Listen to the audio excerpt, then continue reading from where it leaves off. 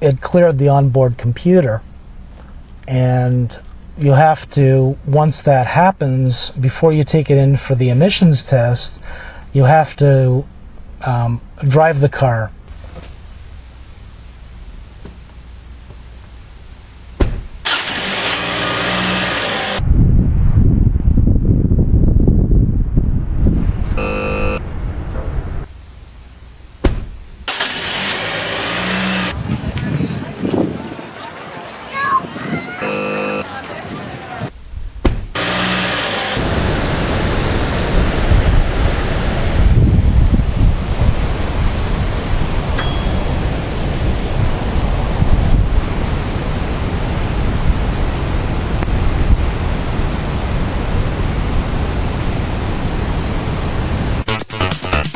Okay, so I've just finished off the, it's kind of a morning ritual. It's the Monday morning shout-outs, and I've done the microblogging that I usually do on Twitter.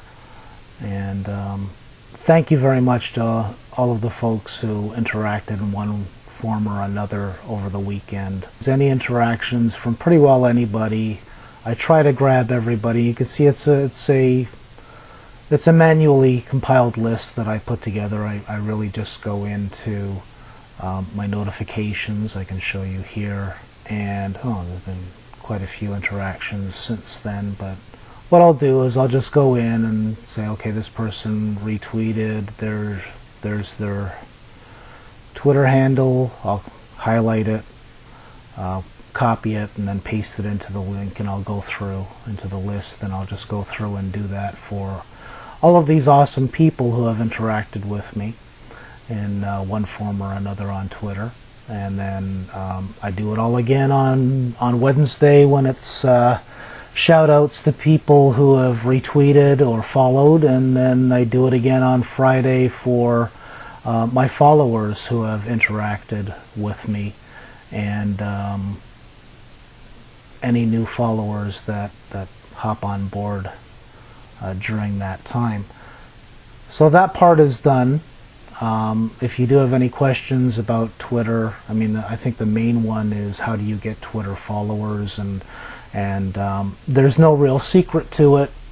How you get followers on Twitter is by following people on Twitter and interacting with them and trying to come up with reasons for them to follow you. It really is as simple as that. You don't need to spend any money, and it's really up to you whether or not you're going to only follow certain people, or if you're going to be like me and follow 99.9% of everyone who follows you.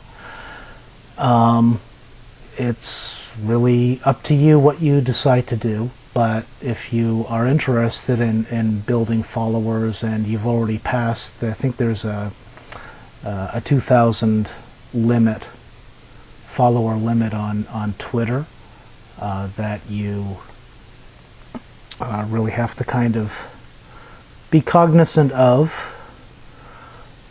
because to break that 2,000 limit, you have to have about 2,000 followers in order to continue following people past 2,000. Fortunately, Twitter offers awesome things like lists. You just create your own list, and it's up to you what you want to call it and who you want to put in those lists from your followers. People who you're following.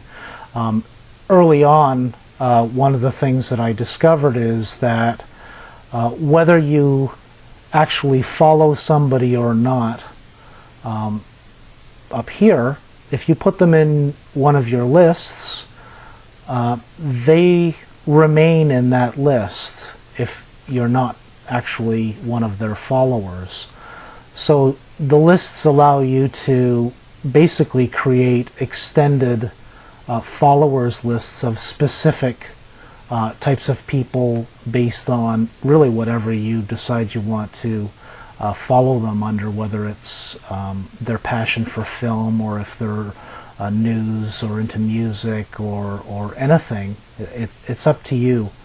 So what I'll do is, once I've done all of the Twitter stuff for the day, what I'll do is I'll go back into the site, and then this is the splash page for the site, or what I call the dashboard. And if you do have a blog, or you have a website set up, I would definitely suggest that you get the Alexa traffic rank. It doesn't cost you anything to grab this widget off of their site. I certainly don't make any money telling you about it. But what it does is it gives you basic analytics. For the most part, it'll give you a global ranking. This also gives me bounce rate and that sort of thing. It's just to kind of give you a general idea, and everyone else who's interested in what your ranking is in your country as well as globally.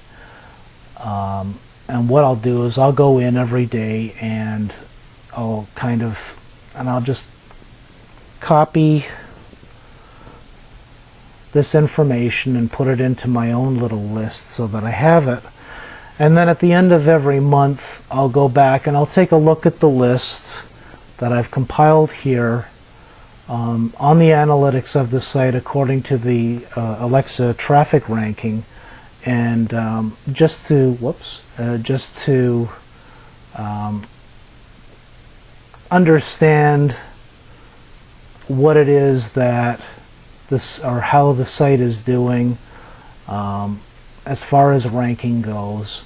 I've also started to take note of the views on YouTube, and so what I'll do is, along with grabbing the Alexa ranking, I'll also grab the views and just include that in my listing, in my daily listing, so that I can see whether it's just to make me feel better, or for whatever other reason, to see that, okay, yeah, I've got more than 3 views over a 24-hour period in many cases. Usually on a Monday morning, once you've grabbed all of this, you can kind of see, in my case, okay, my Alexa ranking kind of it goes up, and then it goes down, and then it goes up, and same with Canada. It's better, and then it kind of takes a nosedive over the course of the week. I'm really not too concerned about that, because overall the ranking is still pretty good. 10,000 isn't too shabby for a Canadian website, and under 500,000 globally really isn't too bad either. So yeah, if you are interested in analytics for your site or your blog, then I would definitely suggest that you go to the Alexa site. It's owned by Amazon, and go in and find the widget for your, and plug in the information for your blog or site, and just show them some love by putting it on your site.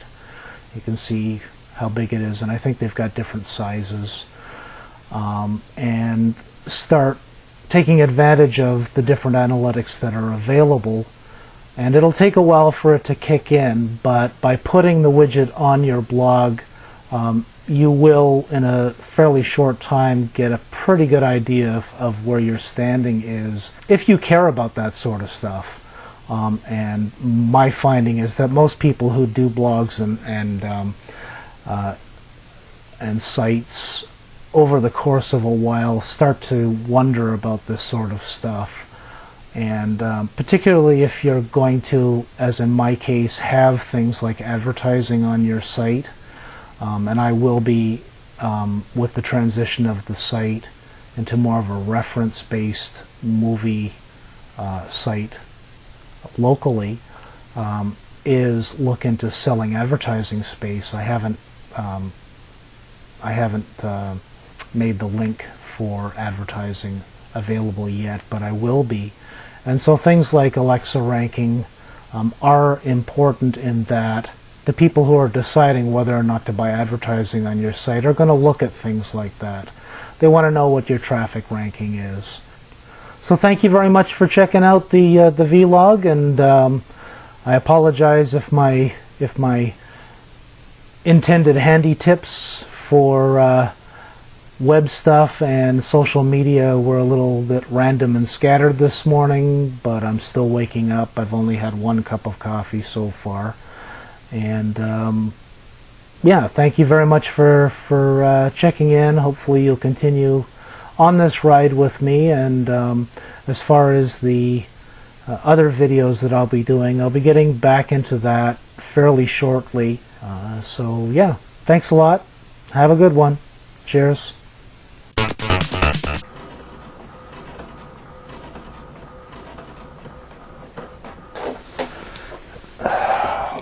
Whoa, wait a minute.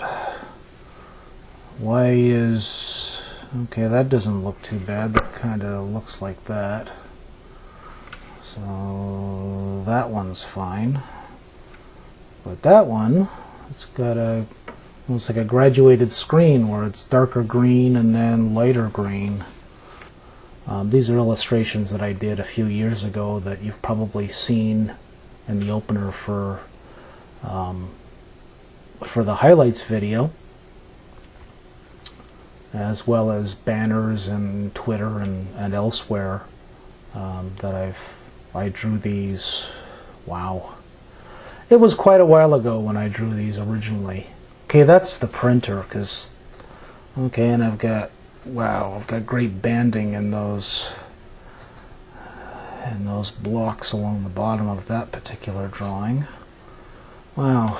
Alright, well, I guess I'll just continue with these and see how they look, because they might not look so bad as background. They'll likely be slightly out of focus, I don't know, but okay, great, and that's a solid black. Okay, well, at least 1 out of 5 ain't bad, I guess, or no, that one looks okay. Okay, 2 out of 5. Awesome.